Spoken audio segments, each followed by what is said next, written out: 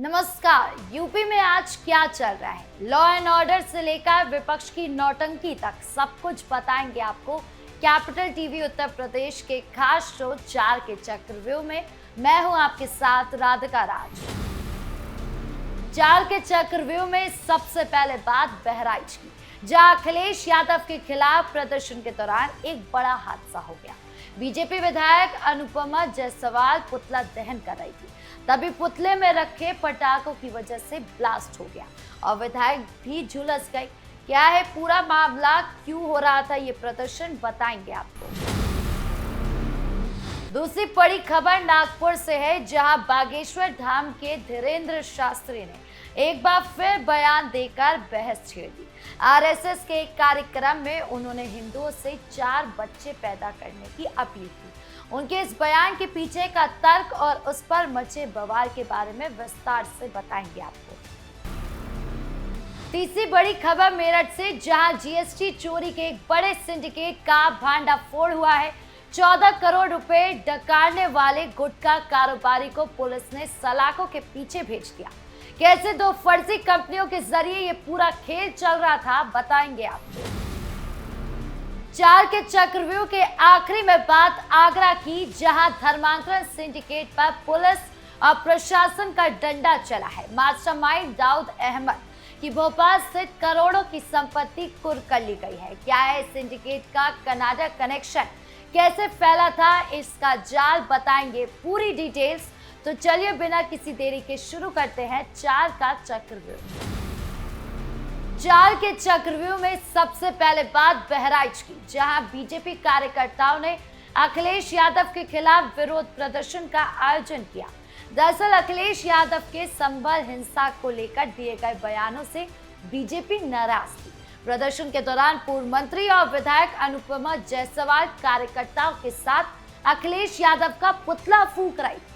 जैसे ही पुतले में आग लगाई गई, उसके अंदर रखे पटाखों या वैक्यूम प्रेशर की वजह से जोरदार धमाका हो गया। इस ब्लास्ट की चपेट में आकर विधायक अनुपमा जायसवाल के हाथ और चेहरे का कुछ हिस्सा झुलस गया। उन्हें तुरंत अस्पताल ले जाया गया। ठीक है, जल्दी पानी में डालिएगा, पानी में डालिएगा।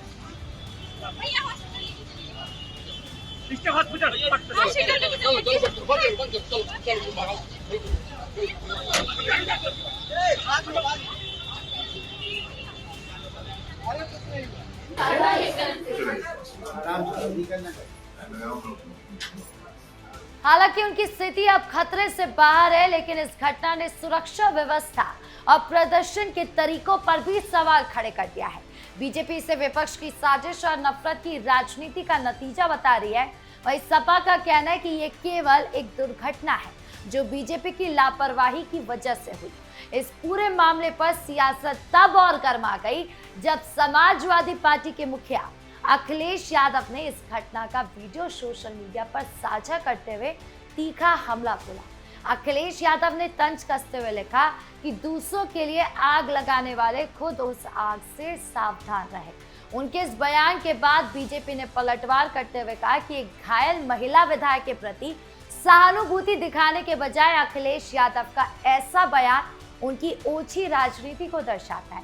यानी अब ये पुतला दहन का हादसा पूरी तरह से एक बड़े सियासी युद्ध में तब्दील हो चुका है। अब आगे क्या कुछ होता है यह भी देखना बाकी होगा। बढ़ते दूसरी खबर की ओर, जो बागेश्वर धाम के धीरेन्द्र कृष्ण शास्त्री से जुड़ी है। नागपुर में आरएसएस के एक कार्यक्रम के दौरान बाबा ने फिर से विवादों को हवा दे दी। उन्होंने मंच से अपील करते हुए कहा कि हिंदुओं को अब 2 नहीं बल्कि 4 बच्चे पैदा करने चाहिए। उनका तर्क था कि भारत को हिंदू राष्ट्र बनाने और डेमोग्राफिक कंट्रोल बनाए रखने के लिए ये जरूरी है। शास्त्री ने सीधे तौर पर किसी समुदाय का नाम तो नहीं लिया, लेकिन उनका इशारा साफ था कि दूसरे समुदाय की आबादी बढ़ रही है और हिंदुओं को पीछे नहीं रहना चाहिए। भारत से प्रार्थना करेंगे, बच्चे तो 4 पैदा करो, पर एक स्वयंसेवक संघ के लिए दो। उनके इस बयान पर विपक्षी दलों और मुस्लिम संगठनों ने तीखी प्रतिक्रिया दी। इसे समाज में नफरत फैलाने वाला और संविधान विरोधी बयान बताया जा रहा है। अब देखना होगा कि चुनाव से ठीक पहले इस तरह के बयान क्या रंग लाते हैं। अगली खबर मेरठ से है, जहां आर्थिक अपराधों और टैक्स चोरी के खिलाफ योगी सरकार का जीरो टॉलरेंस अभियान बड़े पैमाने पर रंग ला रहा है। मेरठ में जीएसटी विभाग की विजिलेंस विंग और स्थानीय पुलिस ने एक बेहद सटीक और संयुक्त ऑपरेशन चलाकर एक ऐसे बड़े गुटखा कारोबारी को दबोचा जिसने सरकारी खजाने में सेंध लगाने की सारी हदें पार कर दी। इस शातिर कारोबारी पर आरोप है कि उसने महज कागजों पर 2 फर्जी कंपनियां खड़ी की और उनके जरिए सरकार को लगभग 14 करोड़ रुपए के राजस्व का तगड़ा चूना लगाया। जांच के दौरान जो परतें खुली वो हैरान करने वाली थी। ये कारोबारी बिना किसी वास्तविक माल की सप्लाई या मैन्युफैक्चरिंग के केवल फर्जी बिलों के हेरफेर के जरिए करोड़ों का ट्रांजैक्शन दिखा रहा था। इस पूरी साजिश का मुख्य उद्देश्य अवैध तरीके से भारी भरकम इनपुट टैक्स क्रेडिट यानी कि आईटीसी क्लेम करना था, जिससे इसे सफलतापूर्वक सरकार से हड़प भी लिया गया था। विभाग की तकनीकी टीम ने जब डेटा का मिलान किया तो पाया कि जिन ट्रकों के नंबर कागजों पर दर्ज थे वो उस दौरान सड़क पर थे ही नहीं। पुलिस ने आरोपी कारोबारी को गिरफ्तार कर कोर्ट में पेश किया, जहां से उसे सलाखों के पीछे भेज दिया गया। फिलहाल जीएसटी विभाग की टीम ने उसके सभी बैंक खातों को फ्रीज करने, उनकी चल अचल संपत्तियों का ब्यौरा खंगालने में जुटी है, ताकि चोरी किए गए 14 करोड़ रुपए की 100% रिकवरी की जा सके। ये कार्रवाई मेरठ और आसपास के उन सभी कारोबारियों के लिए एक कड़ा संदेश है और सबक है, जो सिस्टम की खामियों का फायदा उठाकर अपनी तिजोरियां भरने का सपना देखते हैं। प्रशासन ने साफ कर दिया है कि व्यापार की आड़ में धोखाधड़ी करने वालों की जगह अब सिर्फ जेल में होगी। 4 के चक्रव्यूह के आखिरी हिस्से में बात करते हैं आगरा के उस सनसनीखेज धर्मांतरण सिंडिकेट, जिसने सुरक्षा एजेंसियों की नींद ही उड़ा दी। आगरा पुलिस ने इस सिंडिकेट के घोषित मास्टरमाइंड दाऊद अहमद के खिलाफ अब तक की सबसे बड़ी और प्रभावी कानूनी कार्रवाई को अंजाम दिया। दाऊद की मध्य प्रदेश की राजधानी भोपाल में स्थित करोड़ों रुपए की आलीशान और लग्जरी प्रॉपर्टी को पुलिस ने कुर्क यानी कि अटैच कर लिया है, जो उसने अपराध की कमाई से खड़ी की थी। पुलिस की लंबी जांच में ये खौफनाक सच सामने आया कि दाऊद और उसका संगठित गिरोह आर्थिक रूप से पिछड़े और मासूम लोगों को अपना शिकार बनाता था। उन्हें मोटी रकम का लालच देना, बच्चों की मुफ्त पढ़ाई का वादा करना और फिर बाद में डरा धमकाकर या मानसिक दबाव बनाकर उनका धर्म परिवर्तन कराना इस गिरोह का मुख्य पेशा बन चुका था। सबसे चौंकाने वाला खुलासा इस सिंडिकेट के अंतर्राष्ट्रीय नेटवर्क को लेकर हुआ।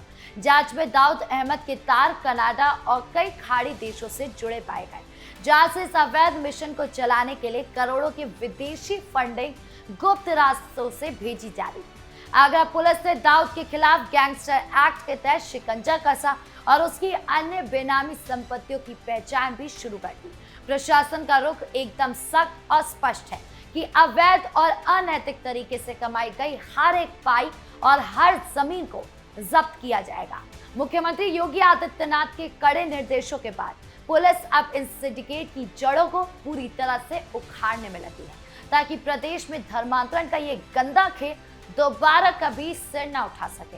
सरकार ने चेतावनी दी है कि जो भी विदेशी ताकतों के इशारे पर समाज का ताना बाना बिगाड़ने की कोशिश करेगा, उसे कानून के सबसे सख्त स्वरूप का सामना करना पड़ेगा। तो 4 के चक्रव्यूह में आज के लिए इतना ही। आपको ये खबरें कैसी लगी और कौन सी खबर सबसे ज्यादा जरूरी लगी, कमेंट बॉक्स में जरूर बताएं। धन्यवाद।